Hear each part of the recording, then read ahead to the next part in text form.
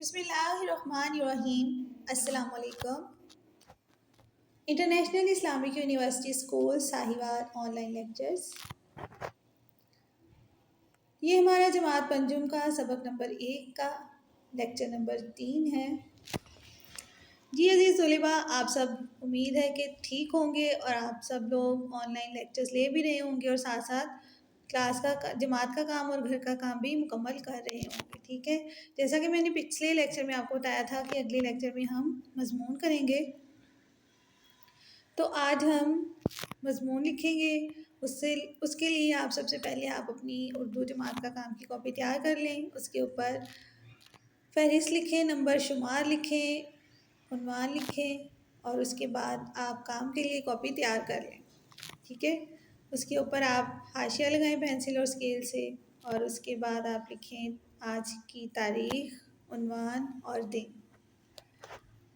ہاں جی، کاپی تیار کر لی ہے آپ سب لوگوں نے۔ اب آپ کو میں نے یہاں پہ آپ کی کتاب کی مشق ہے، ہم کی مشق نمبر 9۔ مشق 9 ہے والدین اللہ کی ایک عظیم نعمت۔ یہ ہم کلاس ورک میں کریں گے، جماعت کا کام میں کریں گے، اور ایک اور مضمون ہم کریں گے گھر کا کام کی کاپی پر، وہ میں آپ کو بتا دوں گی۔ پہلے ہم جماعت کا کام کی کاپی پہ کام کرتے ہیں۔ سب نے پینسل کو تراش کر لینا ہے، اریزر بھی ہو آپ کے پاس، شارپنر بھی ہو، اور آپ لوگوں نے کام کرنا ہے بہت خوش خط لکھائی میں۔ ہاں جی، والدین سے سب کو ہی محبت ہوتی ہے، والدین کے بغیر کوئی بھی انسان اس دنیا میں کچھ بھی نہیں ہے، ٹھیک ہے۔ والدین ہی ہے جو آپ کی ہر خوشی کے لیے، چھوٹی سی چھوٹی ضرورت کے لیے اپنے آپ کو ہر مصیبت میں ڈال لیتے ہیں، ٹھیک ہے۔ تو آج ہم یہی کریں گے، والدین اللہ کی ایک عظیم نعمت۔ دنیا میں اللہ تعالیٰ کی عطا کردہ بے شمار نعمتوں میں سے والدین سب سے عظیم اور انمول نعمت ہیں۔ والدین وہ ہستی ہیں جن کا سایہ سر پر ہو تو انسان خود کو محفوظ اور طاقتور محسوس کرتا ہے۔ ماں کی ممتا اور باپ کی شفقت کا کوئی نیم البدل نہیں۔ ماں اپنی اولاد کے لیے ہر تکلیف ہنستے ہوئے برداشت کرتی ہے اور اس کے پاؤں تلے جنت ہے، جبکہ باپ وہ سایہ دار درخت ہے جو خود تپتی دھوپ میں رہ کر اپنی اولاد کو سکون اور تحفظ فراہم کرتا ہے۔ وہ دن بھر محنت مشقت کرتا ہے تاکہ ہمیں اچھی تعلیم اور بہتر زندگی دے سکے۔ اسلام میں بھی والدین کے مقام کو بہت بلند رکھا گیا ہے، اور قرآن پاک میں اللہ نے اپنی بندگی کے بعد والدین کے ساتھ حسن سلوک کا حکم دیا ہے۔ ہمارا یہ فرض ہے کہ ہم اپنے والدین کی دل و جان سے عزت کریں، ان کا ہر حکم مانیں اور کبھی بھی ان کے سامنے اونچی آواز میں بات نہ کریں۔ ان کی خدمت کرنا ہی دنیا اور آخرت میں کامیابی کا واحد راستہ ہے، کیونکہ والدین کی دعا سیدھی اللہ کے حضور قبول ہوتی ہے۔ ہمیں چاہیے کہ ہم ان کی زندگی میں ان کی قدر کریں اور ہمیشہ ان کا سہارا بن کر رہیں۔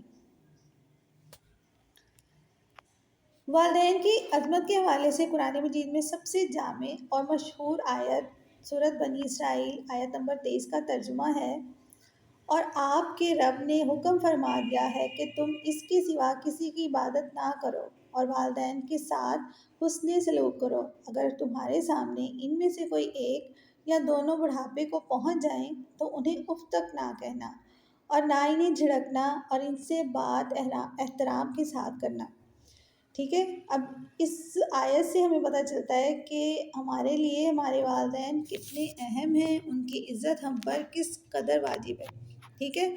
ہمیں اپنے والدین کو اف بھی نہیں کرنا چاہیے، ہمیشہ ان کی ہر بات کو ماننا چاہیے، کیونکہ جو فیصلہ وہ ہمارے حق میں کرتے ہیں وہ دنیا کا سب سے بہترین فیصلہ ہوتا ہے۔ ہم اپنی اچھائی یا برائی کو نہیں دیکھ سکتے، نہیں سوچ سمجھ سکتے، ہمیں لگتا ہے کہ ہم صحیح ہیں، جو ہم نے کہہ دیا، جو ہم نے سوچ لیا وہ ٹھیک ہے، لیکن ہمارے ماں باپ جو ہیں وہ ہمارے لیے سب سے بہتر فیصلہ کرتے ہیں۔ انہیں ہمارے لیے جو چیز اچھی ہے یا ہمارے لیے بری ہے ان کو اس کا زیادہ پتہ ہوتا ہے، ٹھیک ہے۔ ہمیشہ اپنے ماں باپ کی عزت کرنی چاہیے، ان کے سامنے نظر جو ہے وہ نیچی رکھنی چاہیے، کبھی ان سے بحث نہیں کرنی چاہیے، ٹھیک ہے۔ جماعت پنجم، آپ کو میری بات سمجھ آ رہی ہے؟ یہ مضمون میں نے آپ کو لکھوا دیا ہے، لیکن اس کے علاوہ بھی بہت سی اہم باتیں جو میں آپ کو بتا رہی ہوں وہ آپ نے ہمیشہ یاد رکھنی ہے، ٹھیک ہے۔ کبھی بھی اپنے پیرنٹس کے سامنے اونچی آواز میں بات نہیں کرنی آپ کو، کوئی بات بری بھی لگ گئی ہے نا تو آپ نے ان کو کہنا نہیں ہے کہ ایسے نہیں ویسے، ایسے نہیں ایسے، ٹھیک ہے؟ آپ ہمیشہ ان سے احترام سے بات کریں، مطلب ان کو آپ کو ان کی کوئی بات غلط لگی ہے نا تو آپ پیار سے انہیں کہیں کہ نہیں بابا ایسے نہیں، ایسے ہے، یا مما ایسے نہیں، آپ ایسے کر لیں یا کچھ بھی، لیکن کبھی بھی آپ نے ان کو غصے سے رپلائی نہیں کرنا، ٹھیک ہے؟ سمجھ آ رہی ہے؟ امید ہے کہ آپ کو میری بات سمجھ آ رہی ہوگی جماعت پنجم۔ اچھا جی، آگے اب آپ لوگ اپنی ڈائری نکال لیں، سب کا کام کمپلیٹ ہو گیا ہوگا۔ اب آپ لوگ ڈائری نکال لیں، یہاں پہ آپ لکھیں اردو، آگے لکھیں تاریخ، پھر آپ لکھیں ہم کی مشق 10 گھر کا کام کی کاپی پر حل کریں۔ اب مشق 10 کیا ہے؟ آپ کے اپنے اسکول میں یوم آزادی کے حوالے سے منعقد کی گئی ترکیب میں شرکت کی ہے۔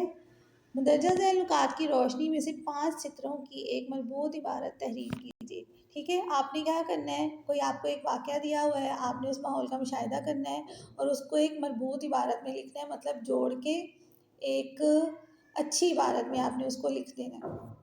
اب سب سے پہلے کیا کریں گے، یوم پاکستان کا پتہ ہے نا سب کو کہ یوم پاکستان کیا ہے؟ ہاں جی، ہمارے آزادی کا دن ہم 14 اگست کو مناتے ہیں، پاکستان جو ہے وہ 14 اگست 1947 کو بنا ہے، اس لیے ہم 14 اگست کا دن جو ہے اس میں بہت جوش و خروش سے مناتے ہیں۔ اب سب سے پہلے انہوں نے ہمیں کی پوائنٹ دیا ہوا ہے کہ پاکستان کا یوم آزادی کس تاریخ کو منایا جاتا ہے، تو آپ لوگ لکھیں گے کب منایا جاتا ہے، پھر آپ نے لکھنا ہے کہ اسکولوں اور کالجوں میں اور دیگر تعلیمی اداروں میں کس قسم کی تقریبات منعقد کی جاتی ہیں، کس طرح کی ہوتی ہیں، گریڈ 5 کیسی تقریبات ہوتی ہیں، مطلب 14 اگست کو کیا کیا ہوتا ہے اسکولز میں، بچے کیا پہنتے ہیں، پوری ہمارے ملک میں کس طرح کا ماحول ہوتا ہے اسکولوں کا کالجوں کا، وہ آپ نے لکھنا ہے۔ اس کے بعد آپ نے لکھنا ہے کہ آپ کے اسکول میں ہر سال کس طرح یوم آزادی کی تقریب منعقد کی جاتی ہے، تو آپ نے بتانا ہے کہ ہمارے اسکول میں سب سے پہلے پریڈ ہوتی ہے، سارے بچے جو ہیں وہ وائٹ اور گرین ڈریسز میں آتے ہیں، پھر آپ نے بتانا ہے کہ یوم آزادی کے حوالے سے ہمارے اسکول میں ٹیبلوز پیش کیے جاتے ہیں، تقاریر ہوتی ہیں، قومی نغمے ملی نغمے جو ہوتے ہیں ان پہ بچے پرفارمنسز کرتے ہیں، ٹھیک ہے؟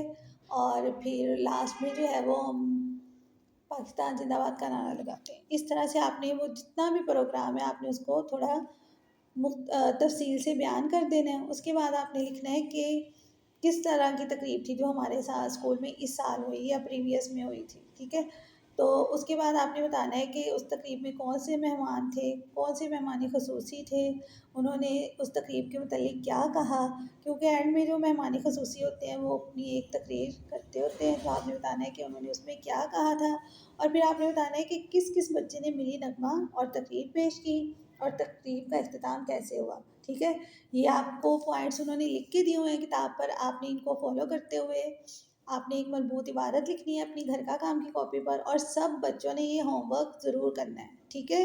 سمجھ آ گئی جماعت پنجم؟ اگر آپ کو کچھ سمجھ نہ آئے تو آپ ویڈیو کو پاز کر لیں اور دوبارہ سے اس کو سنیں اور اس کو مکمل کریں، ٹھیک ہے؟ یہ ہمارا اردو گھر کا کام تھا۔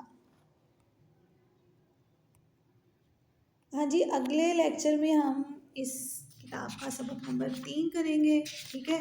وہ جو ہے سبق کا نام ہمارا رحمت عالم ہے، ہم اگلے لیکچر میں اس چیپٹر کو پڑھیں گے، ٹھیک ہے؟ اگلے لیکچر کے لیے اللہ حافظ۔